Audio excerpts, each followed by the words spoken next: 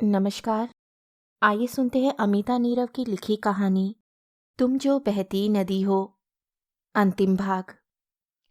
दूर से आता हुआ कोई नजर तो आ रहा था। करीब आती आकृति को देखा तो विपाशा ही थी। वाइन कलर का कॉटन का कुर्ता और आइस ब्लू जीन्स। बाल फ्लिक्स में कटे हुए थे। लंबे बालों का क्या हुआ, सवाल उठा था, लेकिन दबा लिया। जरा भर गई थी तो रंग ज़्यादा साफ नजर आने लगा था। हंसती तो पहले भी थी, लेकिन उसे हंसते देखकर लगा कि वो पहले से ज़्यादा खुलकर हंसती है। उसे यूं हंसते देखकर मुझे उस पर प्यार उमड़ा था, लेकिन बीच के सालों का फासला खाई की तरह फैला हुआ था। और कैसे हो? इतने सालों में मुझे याद तो नहीं किया होगा तुमने? वही हंसी उसकी, खुली हुई। तुम बहुत नहीं बदली। मैंने उसके सवालों को जानबूझकर ओवरपास किया।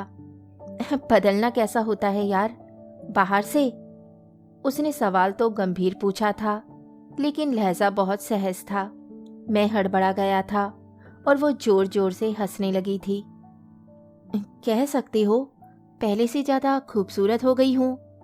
और उसने मुझे देखकर आंख मारी थी। मैं फिर से असहज हो गया था। कोई अपराध बोध सा महसूस होने लगा था, जबकि उसने तो ना कोई उलाना दिया और ना ही कोई ऐसी बात ही कही। वो तो बिल्कुल ही सहज है। मैं उलझने लगा था, फिर संभल गया और बोला, खैर ये बात तो है। मैंने मुग्ध होकर उसे फिर से देखा और उसने सिर झुकाकर अपनी नजरें उठाईं और सीधा मेरी आंखों में झांका। मस्ती हिलोरे लेने लगी थी। लगा कि वह तो अगला पिछला सब हिसाब बराबर कर लेने के लिए ही मिली हो। मैंने फिर से खुद को संयत किया। तुम अब भी उसी तरह के रंग पहनती हो? थोड़ा चिढ़ाते हुए उससे पूछा। हाँ हाँ, मुझे पता है, उसने मान दिखाते हुए कहा। क्या पता है? कि मेरे कपड़ों के रंग पर तुम लोग बहुत हंसते थे। उसने नजरें झुकाई और फिर सिर उठाकर कहा, बट आई डिडंट केयर। मैंने कभी तुम लोगों की बात को तवज्जो नहीं दी। वो तुम्हें पता कैसे है? मैंने आश्चर्य से पूछा। वो था तो हमारा भेदिया तुम लोगों के बीच, अद्वैत। वो सब बताता था मुझे, उसने चिढ़ाने वाले अंदाज में कहा। अरे हाँ, वो अद्वैत, तुम और तुम्हारी वो दोस्त थी ना सुधा। मैंने भी याद किया। You know he likes you. Don't tell me. वो सुधा को लाइक करता था? तभी तो वो अक्सर हमसे मिलने हॉस्टल आया करता था, उसने प्रतिवाद करते हुए कहा। तुम पागल हो, उस सुधा छिपकली को कौन चाहेगा? वो तुम्हारे चक्कर में आया करता होगा, मैंने चिढ़ाया। अब वो जरा उलझने लगी थी। हाँ, वो अक्सर हमारे प्रोजेक्ट में रुचि लेता है। अभी पिछले महीने ही मिला था, तुम्हारे बिजनेस के बारे में बता रहा था। तुम्हारा नंबर भी उसी ने दिया मुझे, उसने सपाट लहजे में बताया। फिर खुद ही से कहा, strange, he never told anything to me. मेरे मन में ईर्ष्या की लहर दौड़ी थी। पता है, जब तुम आदित्य के टाउनशिप वाले मामले में इन्वॉल्व हुई थी, उस दिन मुझे डर लगा कि there is a struggle of class between us. तल्खी से शुरू हुई बात का समापन निराशा में हुआ। एक मौन उस रेस्टोरेंट के चारों कोनों में फैल गया। इतनी भीड़, शोर शराबा और रोशनी के बीच भी ये लगा जैसे हम दोनों कहीं दूर एकांत जंगल में बैठे हैं और हमारा मौन तोड़ रहा है मन में चल रहा कोलाहल। देयर इज ए क्लास, वो हमेशा ही रही है। वो बुदबुदाई थी और एकाएक उदास हो गई थी। उसे लगा उससे कुछ छूट गया है, बहुत कीमती। मैंने उसे देखा, फिर मेरे भीतर कुछ बहुत गंभीर सा लहराया। उसके चेहरे की उदासी मुझे भीतर तक हिला गई। एकाएक मुझे कुछ सूझा ही नहीं कि मैं बातचीत का सिरा फिर से पकड़ सकूं और फिर से उसे उसी मस्ती में लौटा सकूं। फिर भी बात बढ़ाने के लिए ही पूछ लिया, वैसे एक बात बताओ, तुम अब भी कम्युनिस्ट हो? अब जबकि पूरी दुनिया से कम्युनिज्म आउट हो गया है। यार, तुम कैसे मेंटेन किए हुए हो? मैं नहीं जानता था कि मैंने उसे और भी गहरे कुएं में ढकेल दिया है।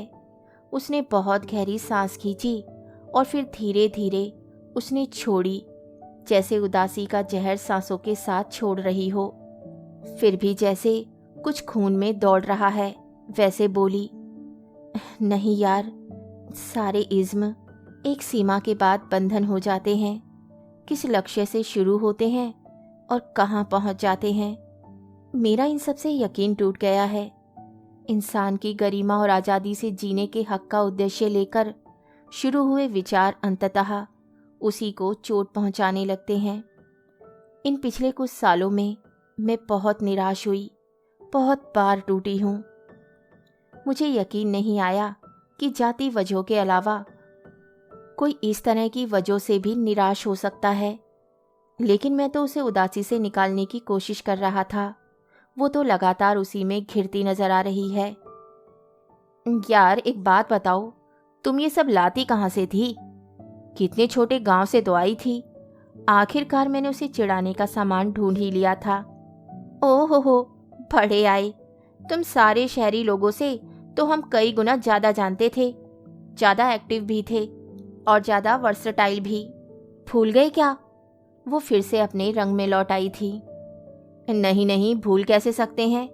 तुमने कैसे जूही को सिंगिंग कंपटीशन में हराया था? मैं इतना सहज हो गया था कि भूल ही गया था कि मैंने जूही का जिक्र उसके सामने नहीं करने का निश्चय किया था। अरे अरे, वो तो प्योर फ्लूक था। मेरा तो रियाज भी छूटा हुआ ही था। पर कभी कभी क्या होता है कि हम नहीं होते, हम बस करता होते हैं। कोई और होता है जो हमसे सब करवाता है। सच, उस दिन मुझे बहुत दुख हुआ था। असल में मैं उससे कोई कंपटीशन करती ही नहीं थी। वो फिर से गहरे उतरने लगी थी। मैं उसे रोकना चाहता था। फिर तुम उसके कंपटीशन में उतर तो गई थी? हाँ, मैं उतर गई थी। लेकिन you know, I was very much in her love. उसने रहस्य का पर्दाफाश किया था। पता है क्यों? Because I can see her to die on you.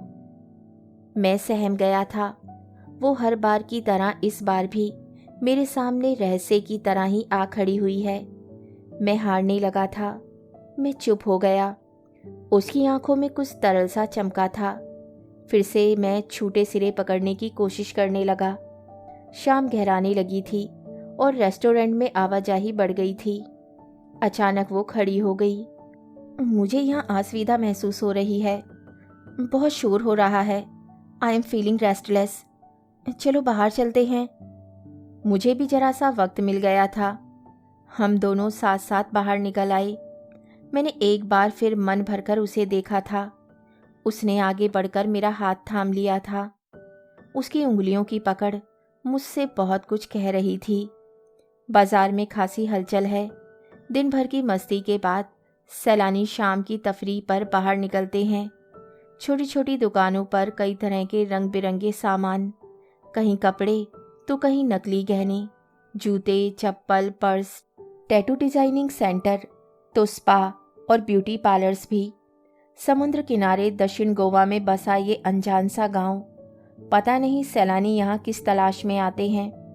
मुश्किल से 1 किलोमीटर लंबी सड़क के इर्द गिर्द लगी हुई दुकानें, लगभग सारी ही अस्थायी, क्योंकि मानसून के दिनों में समुद्र का पानी पूरी सड़क को डुबो देता है। कुछ इसी तरह की अस्थायी दुकानों पर झोपड़ी नुमा कमरे, जिसमें सैलानी आकर ठहरते हैं। गांव से जुड़े तिराहे से शुरू हुई सड़क पर बस स्टैंड है।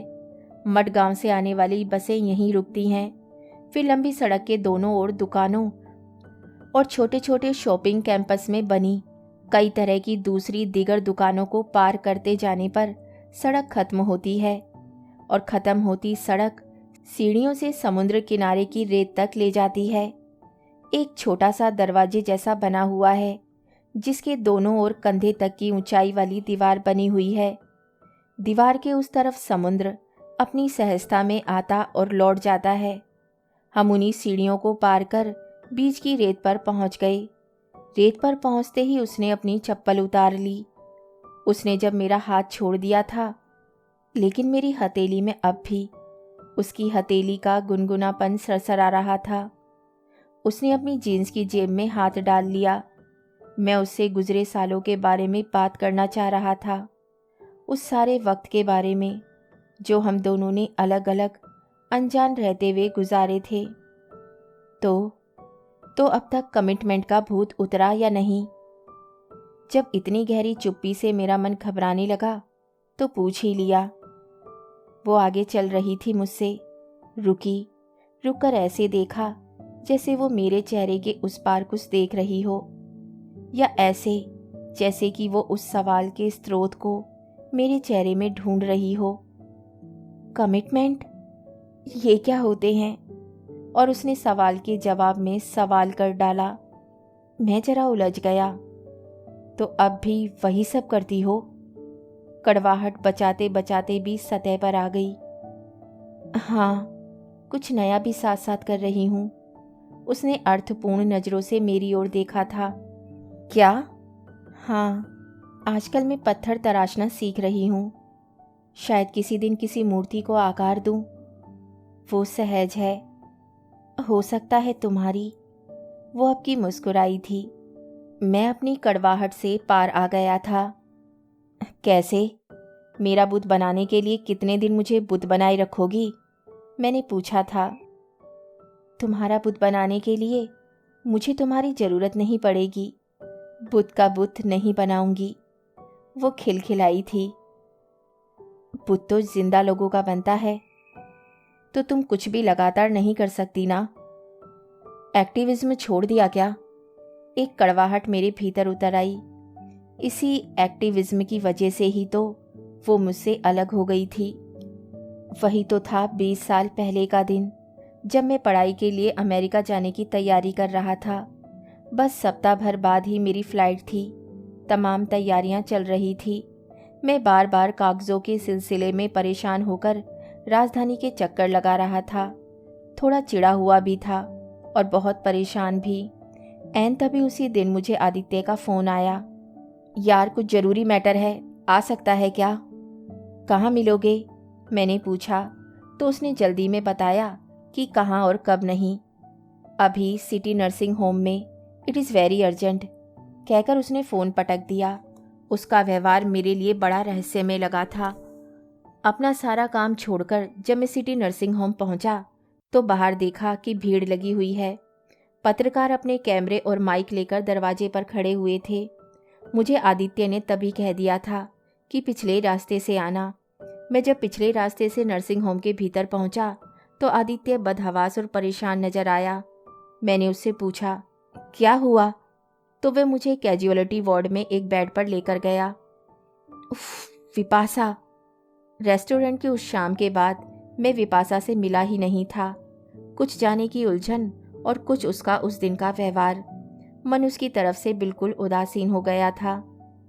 आदित्य ने मुझे लगभग धमकाते हुए ही कहा था, यार, इन मैडम को समझा ले, कुछ उल्टा सीधा हो जाएगा तो फिर मुझसे शिकायत मत करना। इस तरह की बात कभी सुनी ही नहीं थी। सुनकर जैसे खून उबलने लगा था। क्या तमाशा खड़ा किया है तुमने?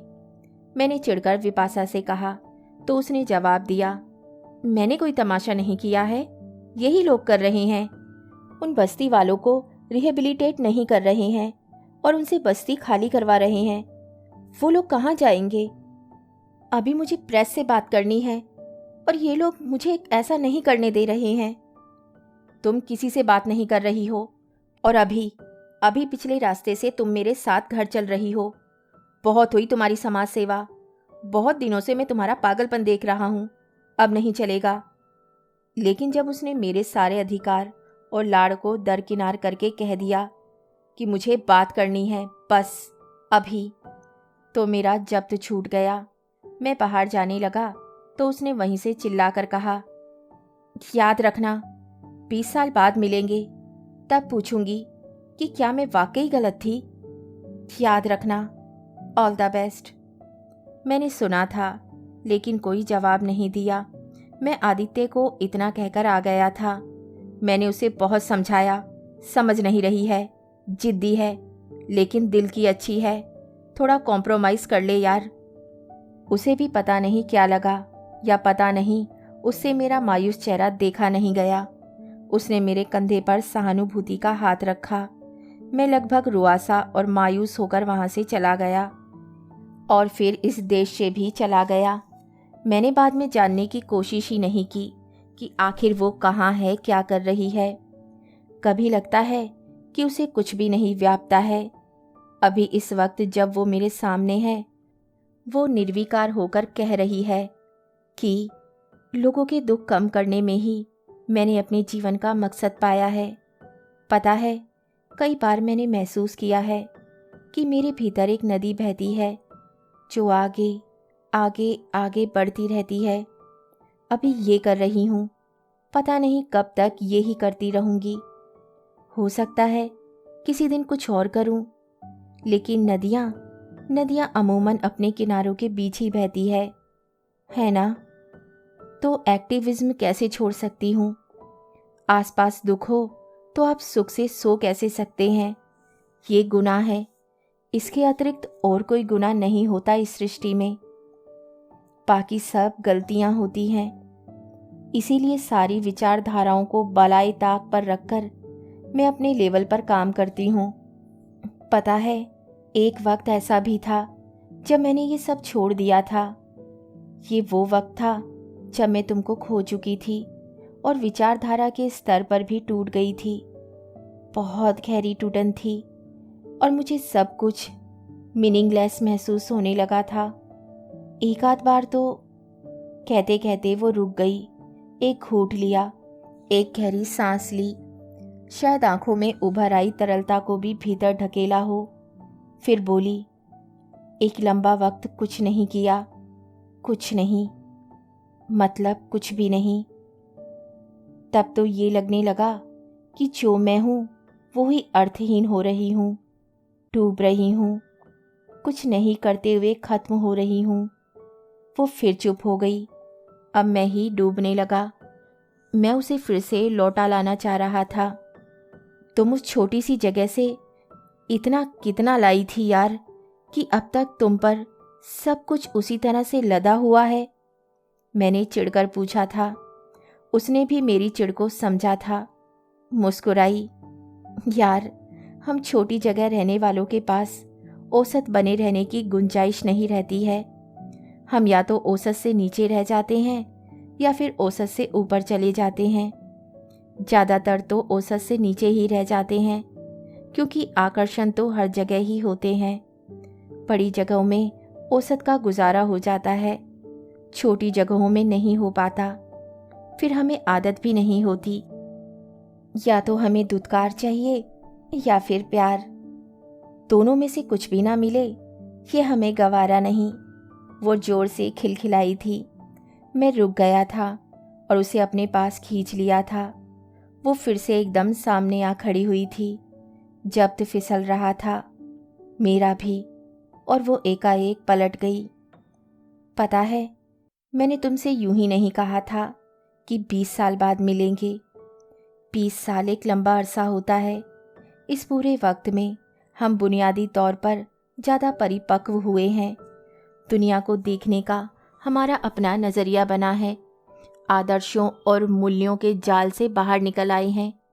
आकर्षण और प्यार के बीच के फ़र्क को समझने के लिए हमें खुद को इतना वक्त देने की ज़रूरत थी ही।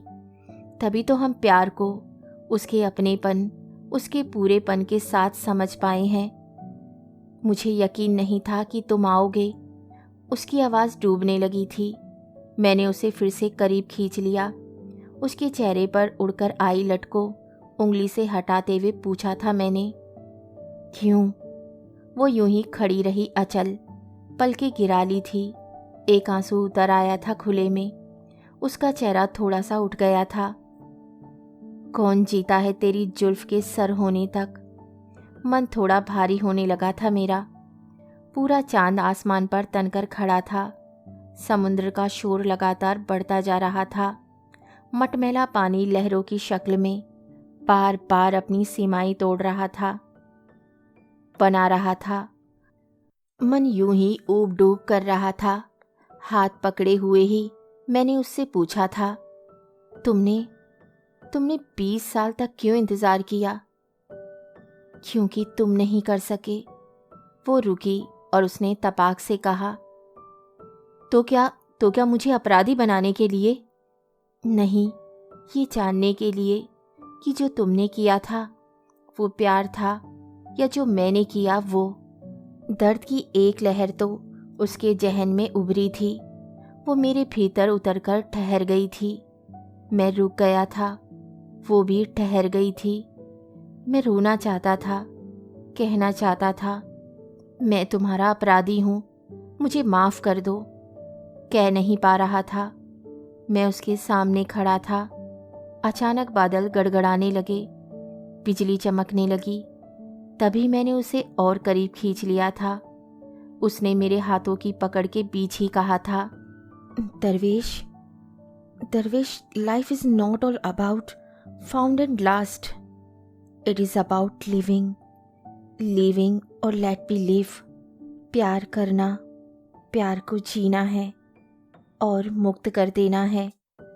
फिर उसने मुझे पीछे की ओर हल्का सा धक्का दिया, जोर से खिलखिलाई और तेजी से भागने लगी। मैं उसके पीछे भागा तो समंदर के कोलाहल में से उसकी हंसती सी आवाज़ आई, जाओ जाओ, छोड़ दिया। मैं उसके पीछे पीछे भागने लगा। मेरे जूतों में रेत भरने लगी, पैर भारी हो रहे थे। वो जिस दिशा में भाग रही थी वहाँ अंधेरा था। आसमान पर पूनम का चांद था जरूर, लेकिन अचानक दक्षिण की इस हिस्से को बेमौसम बादलों ने आ घेरा था। पूरे आसमान पर वो बादल छा गए थे और चमकते चांद को भी ढक लिया था। अंधेरा सघन होने लगा था। पूरी ताकत और शिद्दत से दौड़ते हुए भी मैं उस तक नहीं पहुंच पा रहा था। वो लगातार अंधेरे में समाते नजर आ रही थी। मैं रुक गया। वो गुम हो गई।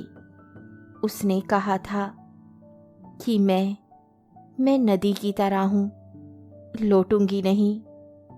मैं थक गया और वो आगे बढ़ गई।